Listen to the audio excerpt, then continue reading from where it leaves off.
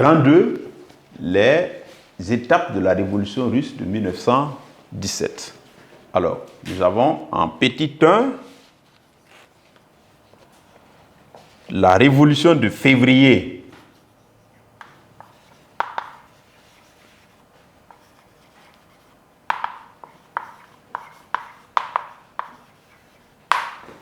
Février 1917.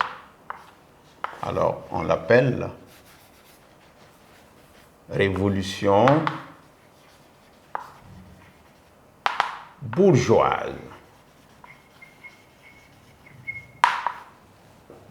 Donc, cette révolution, c'est d'abord le début de la révolution de façon générale. Donc, et elle a commencé le 23 février 1917 par des grèves de faim organisées évidemment à Petrograd, qui était la capitale de la Russie en son temps. Et très rapidement, le mouvement s'étend à tout le pays.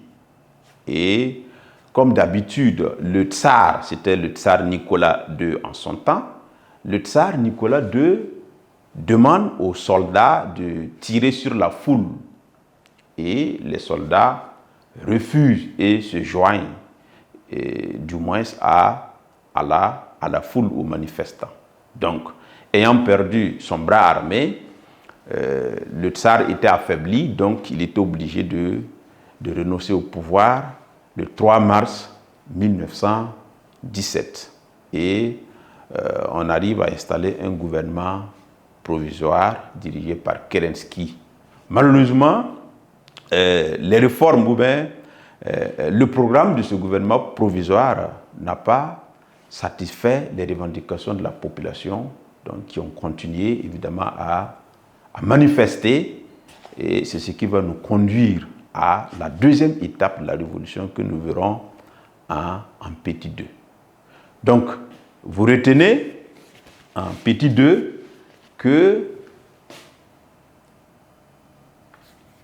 la révolution de février 1917 éclate le 23 février 1917 à Petrograd, c'était la capitale de la Russie.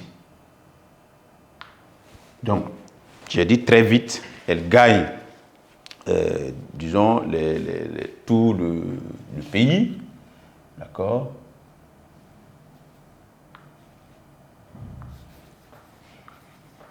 Les soldats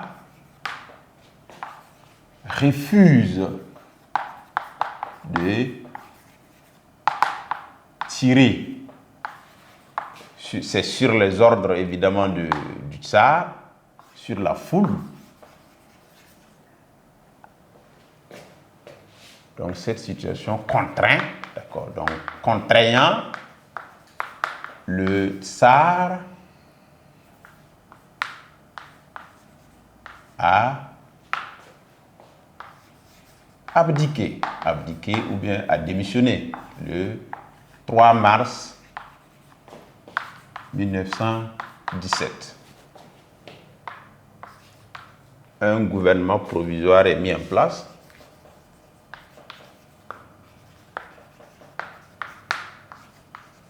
Provisoire.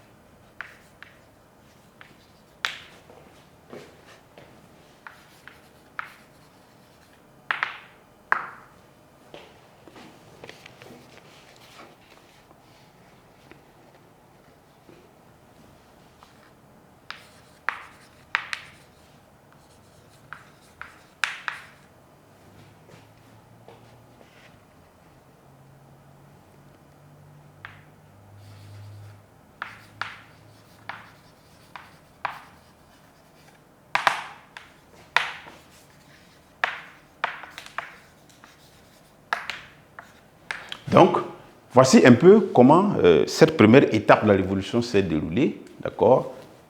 Déclenchement, 23 février, et par l'évolution de la situation, le tsar est obligé de renoncer au pouvoir en mars 1917. Et un gouvernement provisoire est installé.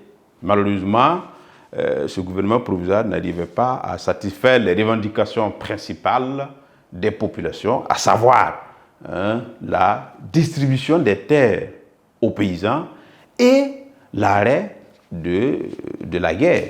Les populations demandaient à ce que la Russie arrête de participer à la Première Guerre mondiale.